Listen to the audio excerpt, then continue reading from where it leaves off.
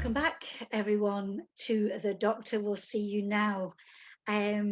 Our next consultation is with an author who, for so long, I wanted to have this kind of conversation, but fate, destiny, and all that has just meant this has not been possible. But one of the wonderful things that has come out of COVID has been the possibility of actually being in conversation like this at a very safe, socially distanced way. But just that chance to focus on an author who's writing. I personally am of the opinion it is one of those authors of now that you really need to be getting into if you haven't already. So if you will, everybody, welcome Sarah Hilary in for consultation. Sarah, it is beautiful to have you here. Thank you for taking the time out to be with us. Thank you for inviting me. As you say, it's been something that we've been meaning to do for ages, isn't it? It's like when we tried to organise it previously at places like Harrogate, it's just never going to happen when you're busy on the ground doing those kinds of festivals. It's just too. So this is, you're right, COVID has created a wonderful little bubble of opportunity, and it's a pleasure to be here. Thank you. We are also here to celebrate your latest novel, Fragile, published by Pine Macmillan, out this June, hot off the press, and the reviews, and quite rightly so, have just been tremendous.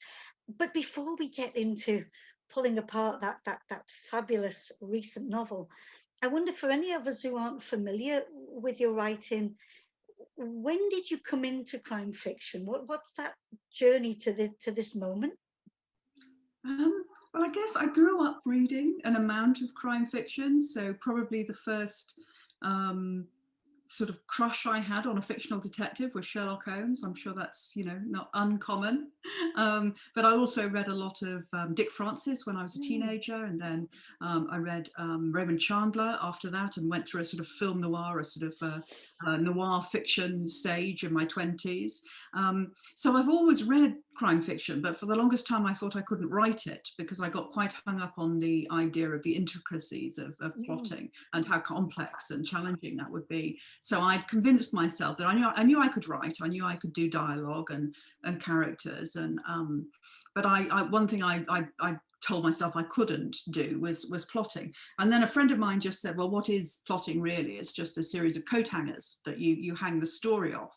And that was actually the reason that it stayed with me. That was said to me many years ago, but I did actually, it helped. It cut the idea of that down to size for me. And I thought, oh, coat hangers, no, I can do that. And it had been, so it's, in any case, I then discovered I'm the kind of crime writer who doesn't plot in advance, which is something that I did think was cheating, or getting away with it, or not doing it properly, until I discovered Ian Rankin doesn't do it either. And after that, it was fine. It must be okay then. That's fine. Yeah, that's allowed then. So I think it's like, I suppose a lot of writers probably have a similar story, which is that you're drawn to a particular genre as a reader, and then you maybe struggle for a while with the idea of whether or not you're worthy, or whether or not you're equal to the task. If you really love a genre, then you do tend to hold it in very high esteem. And certainly I do that with crime fiction, and my favorite writers, I'm my heroes, and so the idea that I could be worthy of being part of that tribe took me a while to get my courage up, I suppose, to give it a go. But once I had done, then I got even more hooked on crime fiction than I was before. So yes, it will now be wrested from my cold dead hands, which seems appropriate for a crime writer, but I know I wouldn't give it up to the world now, Yeah. So yeah. Wonderful. Now, I think I'm right in thinking it was 2015, was it not, winning the prize at Theakston at Harrogate? Yeah, that's right. So yes, so For Someone Else's Skin had come out in hardback the year before, so that was when I was finally published in 2014. And then, but yes, it was Someone Else's Skin, my debut, won the Theakston's Crime Novel of the Year in 2015, which was still staggering to me now. it's you know, it was just amazing, especially with your debut. You know, it's quite I thought it was lovely to be longlisted. I mean, I couldn't believe that. In fact, I've got a feeling I was on a train going through to Glasgow for iWrite when my editor phoned through to say you've been longlisted for the thesis. I couldn't believe it. I was, you know, I can, you know, remember exactly how it felt. And then when I was shortlisted, I must admit, I thought, this is not, it's a joke, but has someone made a mistake? And then you get on the stage, you know, and all the shortlisted authors are interviewed by Mark Lawson, as people that have been to Harrogate will know. And I was so nervous. And then when I finally stepped down off the stage, I thought, thank goodness that's over. And now I can just sit in the audience and cheer whichever of my heroes is about to be given the things. And it was quite, you know, it was staggering to have my own name and my own book read out. But it was lovely because everyone was so kind and so, you know, supportive, and they were cheering. And Belinda Bauer came up, you know, actually stopped me on my way back up to the stage to give me a hug and say congratulations. And, you know, just really that feeling of having found your tribe, I think that was the almost more important than the winning of the prize, if you see what I mean. It was that feeling of inclusion, and, you know, and very, I consider it very lucky, and I was very honoured to have had that right at the beginning with my debut. I think it did make a huge difference in all kinds of ways. I can see what you mean by that idea of, you know, something that I wanted to do. And you talked, you know, a little bit earlier about the anxieties of, you know, am I able to do this? Is this going to work? And a moment like that, it's almost like this, you found your home. This is where you belong. You know what you're doing, you know, you're on the right track. But not only are you on the right track, it's like you're bang on. This is exactly what it's about. I think that's it's beautiful. So how many years? 6 years later, because if you think 2014, so here we are 7 years later, you know, a critically acclaimed series under your belt. But with Fragile, we have a standalone. Yes. Yeah. And I wonder if you wouldn't, you know, if you'd be so good as to tell us, why was this the moment to write a standalone? Was it because in the series you felt it was good just to have a, you know, a little bit of distance, or was it because this novel was just bubbling away inside and was like, you need to write me now? Well, definitely an element of that. I think that definitely every writer will be familiar with that. You know, the voices start in your head, and then you can keep them under control to a certain extent. Or I always find with a new idea, if I just, you know, leave it at the back of my head, is always the best way for me. Not to grab a piece of paper and start scribbling straight away, because often it will be a bit of a red herring and it'll turn out it was something that was, it was a short story, or it may be, sometimes there are characters that have turned up in the Marnie Rome series have been people that I'd thought might be a new idea, a whole new story, but in fact they weren't. They were just part of the series story. But the voices for Fragile were very specifically not part of the Marnie Rome series. It was a very different sort of sidestep. But I think also on your earlier point, I do, you know, it did feel like it was time to let Marnie, and maybe particularly Noah, have a bit of a break from my sort of ruthless novel a year, sort of crime a year, crime a book schedule. And I had always been, I mean, I didn't know it was going to be, I was going to write 6 books about Marnie Rome when Someone Else's Skin came out. I knew there would be 2, because when there was interest in Someone Else's Skin, I was asked to come up with an idea for a second book. So I knew it was 2 books. But one thing I did know is that I definitely wanted to take Marnie on a journey. I wanted to, over the course of however many books, I wanted her to change. And obviously one of the key things in the Marnie series was this very fraught and unusual relationship she has with her foster brother, who also happens to be her parents' murderer. And I felt in Never Be Broken, the 6th book in the series, it did feel as if that, if nothing else, had come to a resting place. And it felt like that was the right point to rest. And not necessarily, you know, never again, but certainly it was time to rest. And luckily it coincided with the voices in Fragile having come very much to the forefront. And as you said, sort of clamouring for attention and demanding to be written. So. And in asking you that then, when you came, you know, because there is that beginning moment, isn't there? There must be, when, even though, you know, there's been the ideas, the voices, there's a moment of committing fingers to keyboard, or pen to paper. Um, did it flow easily? Because you know, I know the whole thing of editing, but did, you know, was there that momentum there that carried you through to the end, or were there sticking points along the way? I think with me, it tends to be sticking points come later in the Mm-hmm. process. I think partly it's just because I don't plot. So when you don't plot, you have to write the first draft really quickly, because that's where the plot comes from. It comes from the momentum of writing, setting yourself out to write at minimum 2,000 words a day. Hopefully a little bit more than that. Mm-hmm. Because that's where you get the backbone of the story. If you don't know what it is beforehand, you will only find out when you start writing it. And I knew, oddly enough, this is the first time really early into the process of writing a novel that I have written the end long before I've got anywhere near the middle of the book, let alone the end of the book. For some reason, this book, I felt I had to know where it was going to end. I guess maybe because it was a standalone. Mm-hmm. With the other books, I knew the crime would be resolved in some manner at the end of each of the Marnie Rome books, but the characters were going to sort of live to detect another day, and so I didn't have that sense necessarily of I have to know how this book is going to end for Marnie, for Noah. I have to know, because I knew that their adventures, their stories were continuing. Whereas in this book, Nell Ballard, the heroine, and Joe Peach, the boy that she loved, and Robin Wilder, the man in whose house she becomes housekeeper, and Megan Flack, the foster mother from whom she escaped. All of these people needed a resolution. I had to decide where I was going to rest them at the end of the book, in order to know. That was almost like I needed to know the end of the journey in order to take them on it, which was new for me. I haven't ever been that concerned about.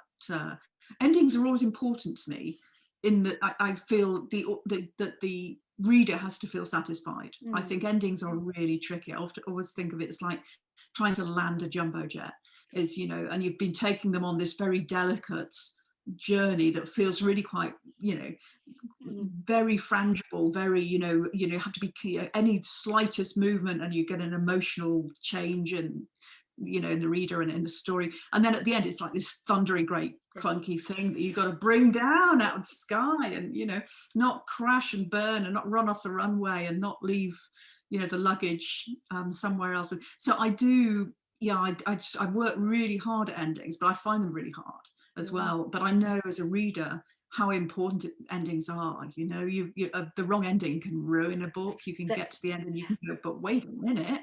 Or, you know, I've thrown them across the room when I've got to the end, you know, because I've been so invested, and then something's happened at the end that is really just, you know, and that's actually probably the sign of a good book, if you throw it across the room, because you've had a really big reaction to it. But yeah, and it just, that last bit that didn't work. I know I'm part of a book club, and I know very often, you know, we say, was the author under pressure to finish here?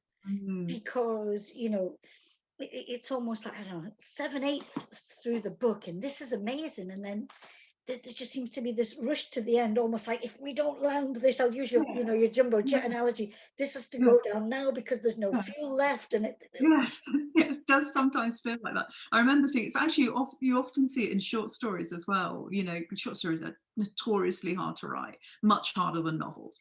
But I remember seeing Mark Gatiss talking with Stephen Moffat at Crime Fest a few years ago, and they were both agreeing that several of the Sherlock Holmes short stories read as if Conan Doyle had just gone a cricket match he had to go to, and he'd gone, oh, and that, you know, right.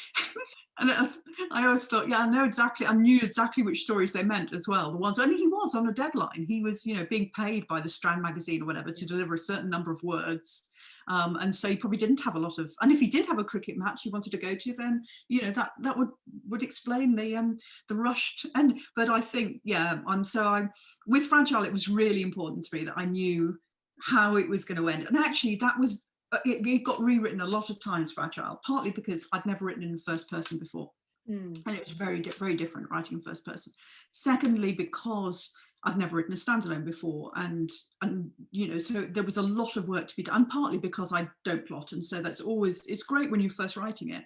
When it comes to editing it, that's when you wish you'd had a really detailed roadmap, so you knew exactly where you could cunningly take one of your, you know, your cards off the whiteboard and pin it on in a different place, you know, but I don't do any of that.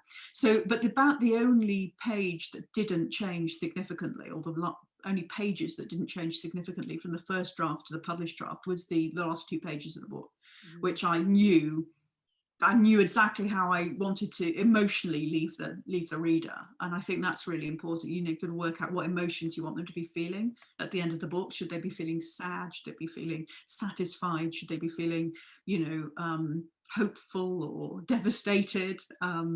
So yeah, so that was the key thing that was different about writing this one, I think.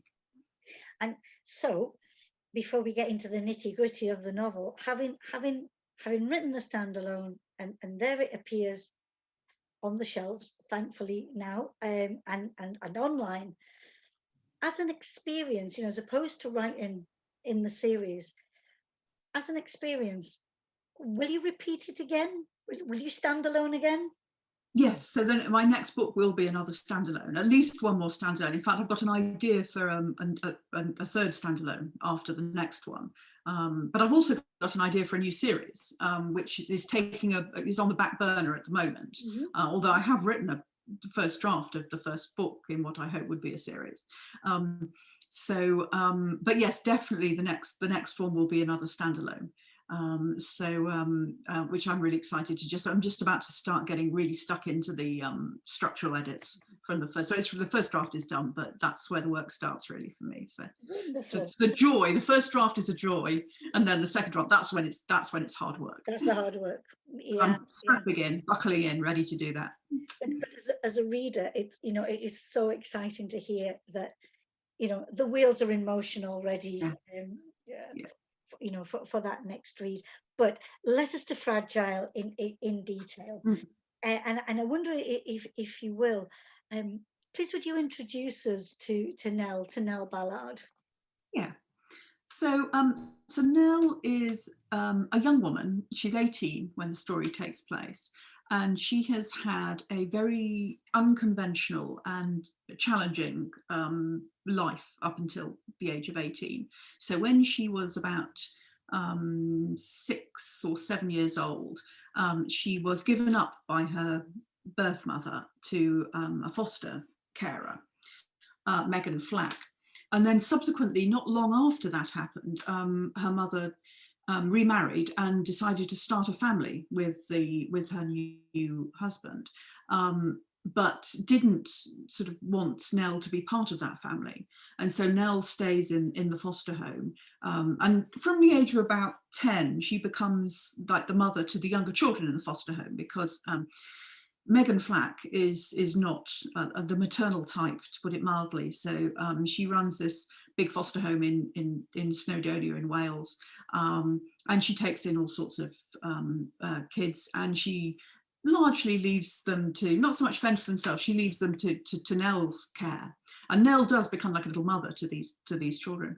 And when we meet her at the beginning of the book, she's 18 and she has escaped from Megan Flack, which was very necessary because of a tragedy that happened the summer when she was 16. So she has escaped from Megan's with the boy she fell in love with when they both met at Megan's foster home when they were about 15. Joe Peach is the boy that she's in love with. And they've run away from Megan's, and they've come to London and been on the streets briefly. But Nell has lost Joe. Joe is an addict, and she has gone looking for Joe, and that's when she finds this very strange, very narrow old house, just sort of slipped on the high street in West London, slipped between two modern buildings like a love letter or a knife. And she inveigles her way into this house because she knows this is the last place that she saw Joe, and she becomes housekeeper to this reclusive older man, Dr. Robin Wilder, who may or may not be a terrible threat to Nell, and that's how the book opens. Thank you, thank you. So, Starling Villas, is it That's called? right. Yes. That's right. Yeah. So, did Starling Villas, did this location, did it just come out of your imagination, or was there a place that you'd seen, that you'd experienced, that became Starling Villas? Well, no, it's a strange story, really, because when I wrote Starling Villas, I did base the front door on a very specific. I'll tell you about that in a minute.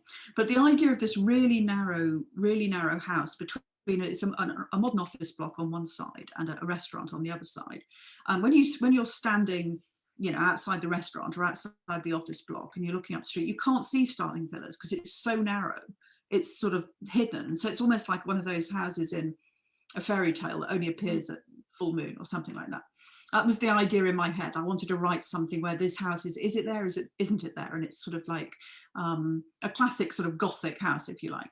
But then after Fragile had been published, and well, not before it had been published, but long after it had been finished and was at the printers and it was in proof form, suddenly there was a news story about London's skinniest house. And so there was this house, and I think it was in Shepherd's Bush, and I don't think it's sold yet.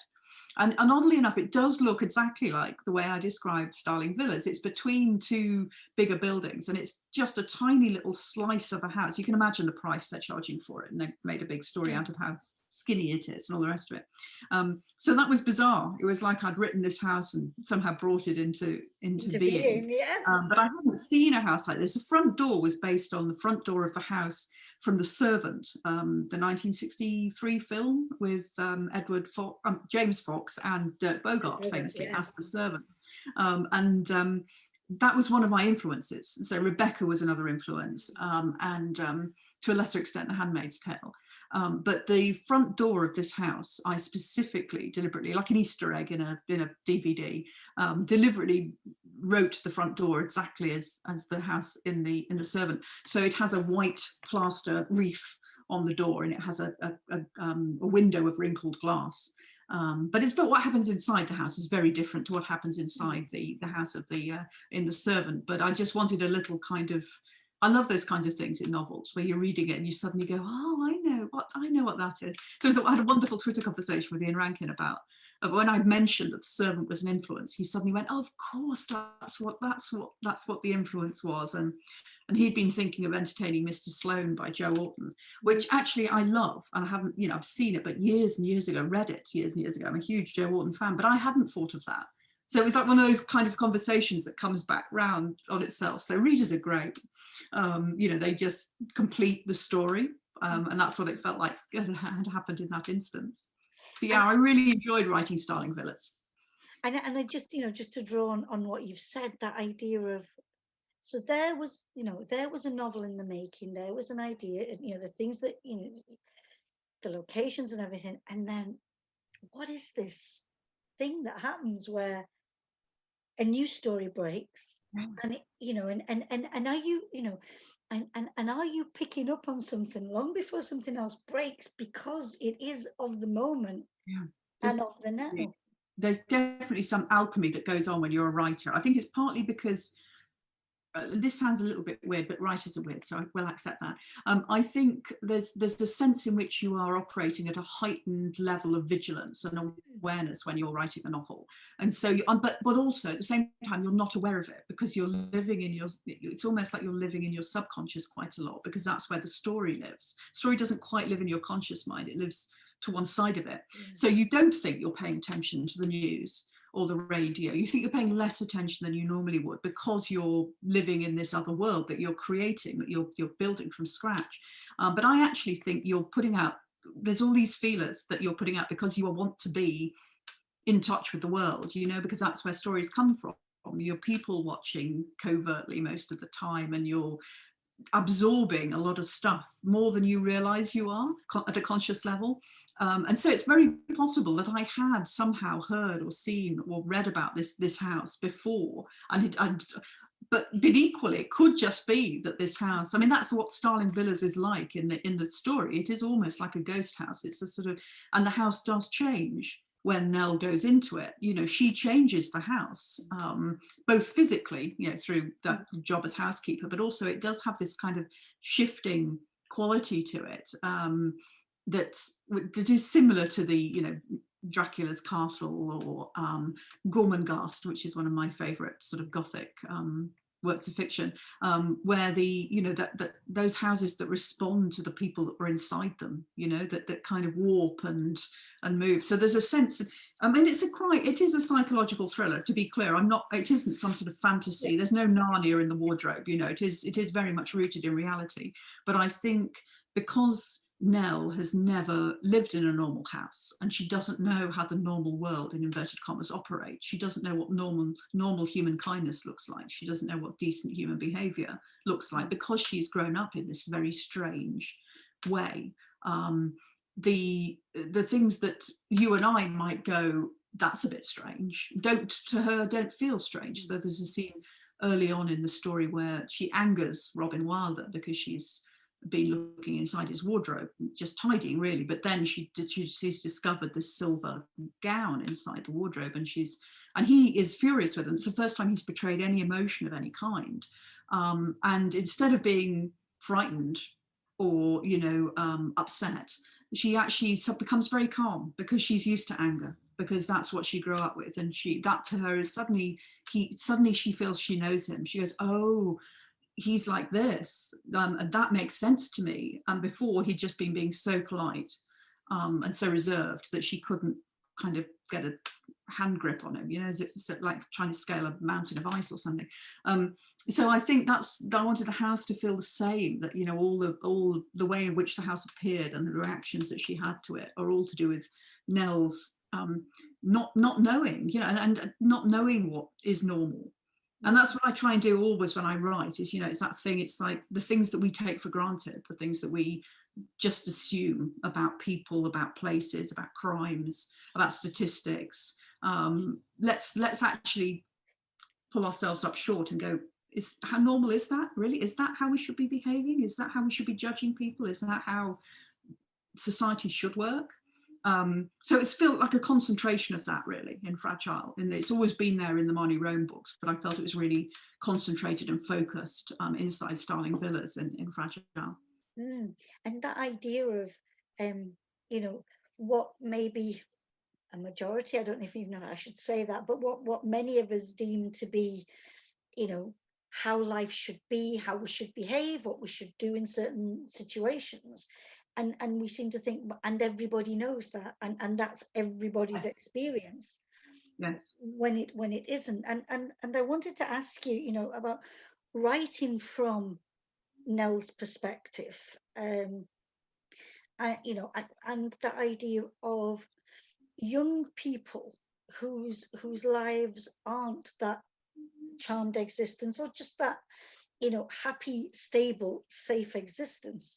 You know, was it important for you to tell it from that perspective, or did that perspective just feel like the right one to do it from?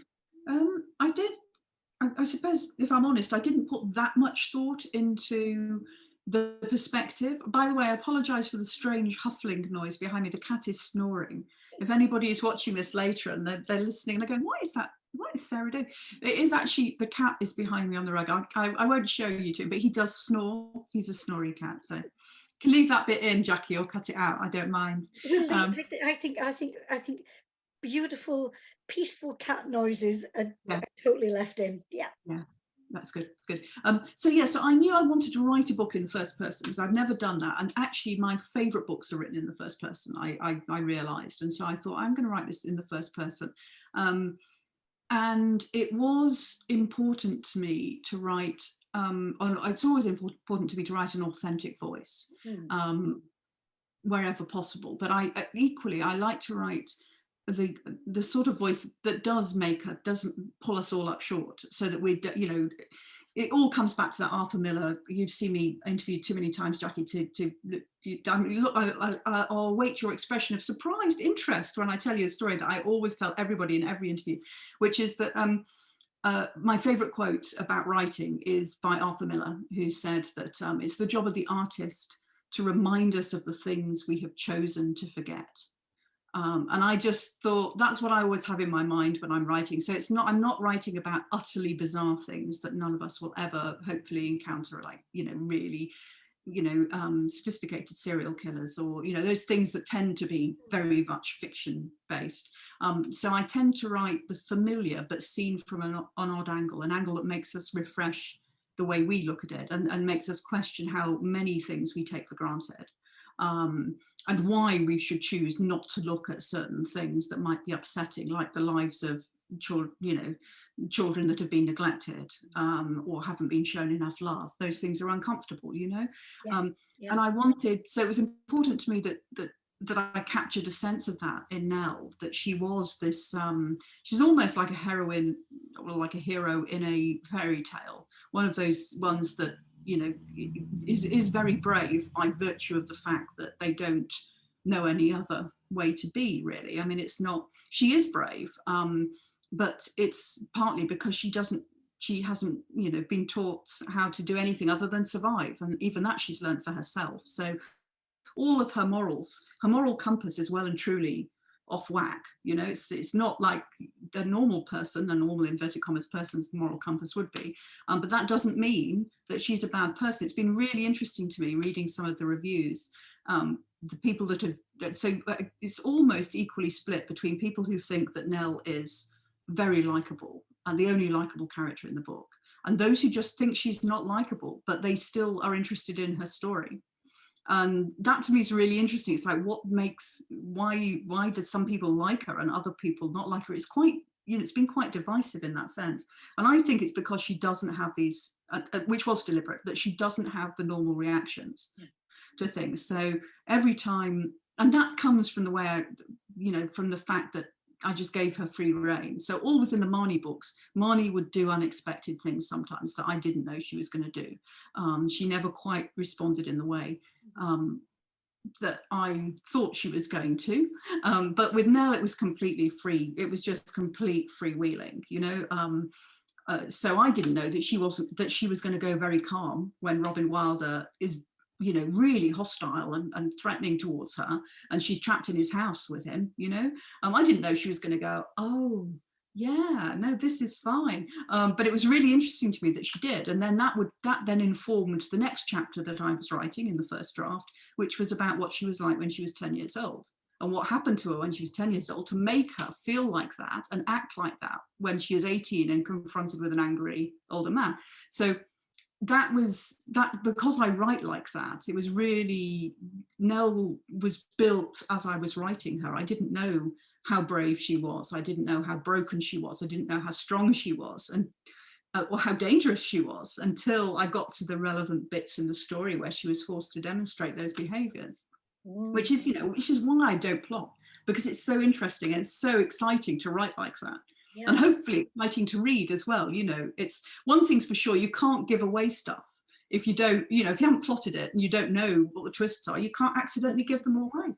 Yeah. I think it makes me think a little bit about musicians and those musicians who read sheet music and know, as they read the music, they know what it's going to be, and those musicians that create music and see where the music takes them. And and for me, there's merit in both, and they, but I do wonder if that idea of an author who says, well, where are we going? And what's it going to be like? I mean, there is that sense of, okay, almost like, oh my God, what are you doing to us? And there is no roadmap in a way, or no very detailed, as you say, there's no very detailed roadmap. It's just, let's see where. And again, where authors say, some authors say, no, I don't hear voices. I control this, which again, for me, everybody's process is wonderful. It's what works for each author. Absolutely. But I do love it when an author says, and then I didn't expect them to do this or behave in this way. And I just had to go with this and let it happen. Yeah, it's great when you write the first draft. As I said before, it's fantastic. It's the most exciting way to write. When you come to have to do the edits and you just were holding it all in your head as this kind of, and making it up as you went along, you know, and improvising. That's when you wish you had the sheet music, when you get your first set of structural edits back and you realize that, you know, how are you going to unpick this and put it back together in a way that makes sense? So the editing is the challenge when you don't plot, for me anyway. Yeah, because if it's that free creation, you know, can you go back and remember why you wrote those notes the way you did, or you didn't write notes, you know, the musical notes? So it's like, oh God, yeah.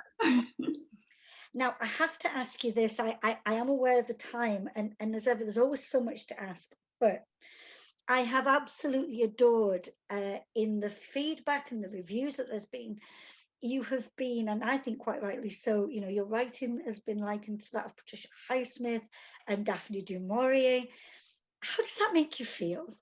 Oh, that's amazing, because those are, you know, two of my favorite authors, both, and so different, you know, so it is, yeah, that is fantastic. And obviously I was aiming towards something similar to that. I mean, not so much Patricia Highsmith, because I don't, Patricia Highsmith, you know, it's really hard to get a grip as to exactly how she does what she does. Even when she tried to explain it herself in her own book on writing suspense fiction, she couldn't do it. I mean, you know, she doesn't. So, but Daphne du Maurier, I think it's largely Rebecca that is the influence here. I do love her short stories too, and but yes, I mean, it's quite a, you know, it's one of those things that should you keep quiet about the fact that I was partly inspired by Rebecca when I wrote this, because Rebecca is such a loved book by me as much as anybody, you know, and it's such a pinnacle of you know, a successful psychological thriller that you hesitate to go, oh, by the way, you know, I was writing you know, I've got a nod to Rebecca here. But I do think there was one kernel of an idea that came to me when I reread Rebecca for about the 8th time fairly recently, because it's a different book each time you read it, Rebecca. This is it was a completely different book to the book I read when I was 11, when I read it in my 20s, and again in my 30s and so on. But one thing that did occur to me was, you know, what that story would have been like, what Manderley would have been like if actually Rebecca hadn't been dead, but she'd been living in the house with them, you know, and that's partly, and so there is an idea in there when Robin Wilder's ex-wife Carolyn comes back, it is like sort of Rebecca has stepped through the front door, and, you know, it's no more, you know, tantalizing footsteps heard echoing up the corridors, or the crushed scent of azaleas in the pocket of a raincoat. You know, it's actually, she's here and she's not going to take any crap from anybody, and you'd better look out, because, you know, this is who she is. So there was definitely that little kernel of that idea in there specifically. But yeah, it was fantastic to be, you know, to have people say that's what it made them think of, because, you know, that's part of what I was trying to set out to do, and just very flattering to be, you know, to be told that you're anywhere near your writing heroes, you know, to be mentioned in the same sentence with them is fantastic. You know, I have to say, and again to viewers watching, I think your writing is painfully beautiful. Thank you. I like those two words together.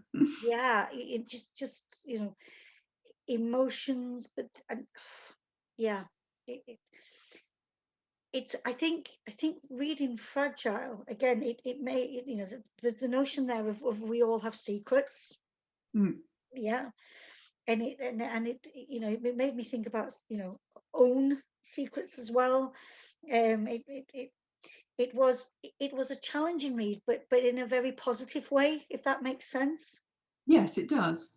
Yeah, I'm glad to hear you say it, because obviously, you know, you don't want to just depress people when they read a book. You don't want to just upset people, but you do. And I always try and make the response a very emotional one. And then, of course, you're treading quite a delicate line, aren't you? Because yes, it would be great if you could make your readers cry some of the time, but not, you know, so much so that they can't, you know, get themselves together in between chapters that they've been reading to go and do what they need to do. And you can't lose sight of the fact that you're meant to be entertaining them. You're meant to be taking them outside of their lives, you know, and not just making them feel like they've been through a really heavy therapy session. I mean, that'd be quite a depressing thing if a work of fiction did that.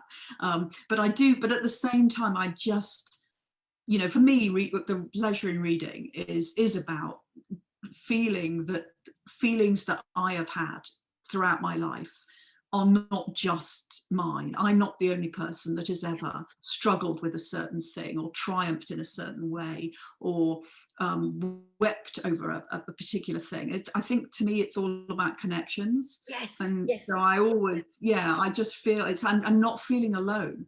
When you read a book and you go, oh my God, they get it. I feel so seen, to use the sort of common parlance. Yeah. And that I think is really important to me. And which is not to say I don't love books that complete escapism, that will just take me completely away from my life for the course of the book. But I do, for me, it's, everything is emotional. That's why my writing tends to be about sensory stuff. So it's about smells and sounds, and so that it's very immersive, and you feel like you're there in the house, with Nell whilst these things are happening. But yes, I like to think, I don't really do happy endings. Anyone who's read my Marnie Rome series will know I don't tend to deliver a happy ending, but what I do work really hard to do is get a satisfying ending for readers. And so I do feel that everybody got what they deserved at the end of Fragile, good, bad, and otherwise. Everybody ends in a place where that was contained within the seed of the idea of who they were when the book opened. Nobody's veered off on a very strange angle, or suddenly changed completely without any explanation for it. Everyone's been on a journey, and they have ended in the place of their own making. But I think, and I think that is a beautiful way to talk about it. Because the characterization, is so sharp and so wonderful that by the end it's like you just go, yeah, yes, yes, yeah.